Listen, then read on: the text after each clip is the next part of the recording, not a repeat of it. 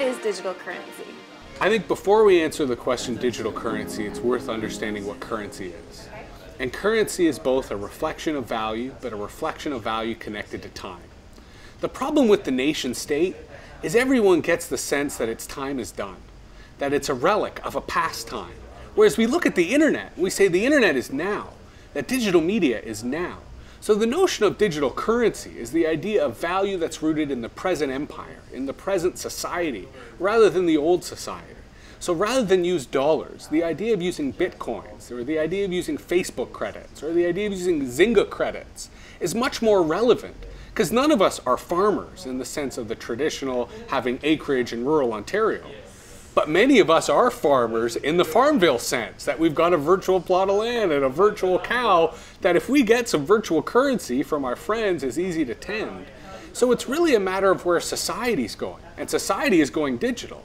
So it only makes sense that our currency keeps apace. What is Bitcoin? Because Bitcoin is one of the big names that you hear out there right now. Bitcoin is perhaps one of the leading candidates to be the internet's digital currency.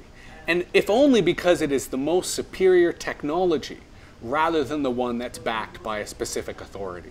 In fact, Bitcoin was created by an anonymous individual and is backed by anonymous collectives who want to see it rise, not just because they like it as a technology, but because they distrust traditional governments, because they distrust the way in which the current economy is controlled, so they've declared autonomy.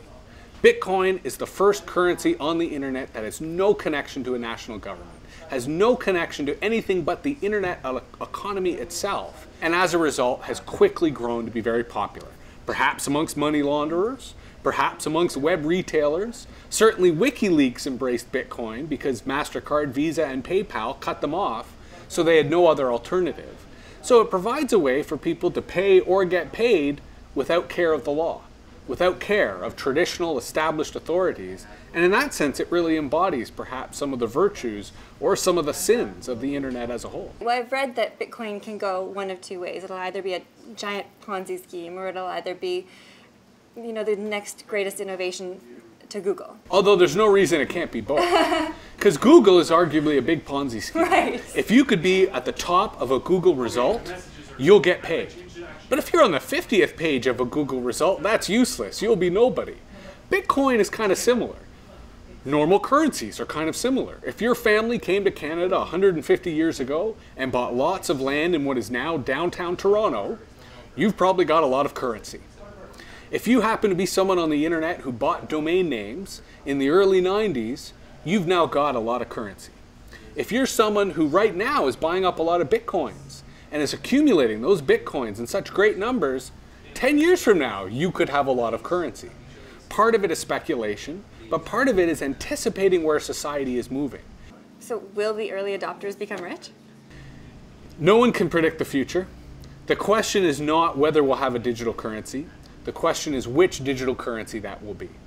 Bitcoin has a huge head start, if only because it was first past the post. What Bitcoin does not have is the backing of a national government. The Canadian government, the Royal Canadian Mint, has now unveiled a process in which they want to develop a Canadian digital currency. They're asking Canadians and experts from around the world to give input on what that should mean, so it is certainly possible that a nation state could create a digital currency that is just as technically capable and that people choose to use instead of using Bitcoin. But the issue comes back to death and taxes.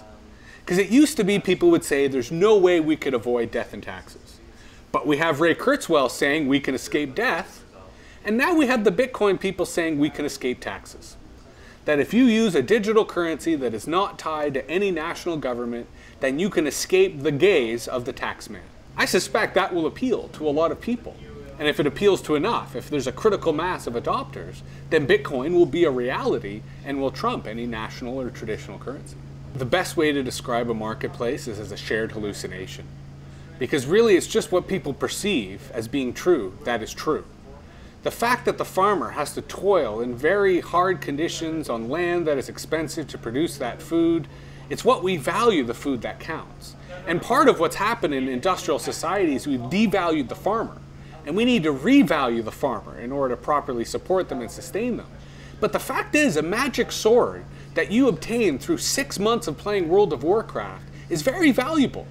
Because there's someone else around the world who doesn't want to spend 6 months playing World of Warcraft, who wants to start day one with that magical sword, and they'll pay hundreds of dollars to get that magical sword. So the fact is, we perceive value in very strange, very subjective, sometimes very absurd and ludicrous ways. But that's human nature. What is economic nature is to convert and assess that value. What implications do these valuations have on our sense of value for tangible things, for food, and to come back to the really tangible food and shelter? I think there's a real disconnect between the internet economy and the traditional economy. The internet economy is based on imagination. It's based on the future. It's based on our hopes and our dreams and our desires. So as a result, its valuations know no limit because it speaks to our hopes. It speaks to, our inner potential, which is infinite. Compared to the traditional economy, in which we do have a sense of reality. We do have a sense of value. I think that's the moral of our era in history. We're divorcing reality. Humans have been married to reality for millennia. All of a sudden, the internet came around, whispered in our ear like a very seductive lover who said, let us discard reality and instead embrace fantasy. Because fantasy is a much better basis for human civilization because it allows everyone to have their cake and eat it too. So let us forget reality and embrace surreality. Let's embrace fantasy. And in that sense, I think everyone agrees, yeah, let's do it.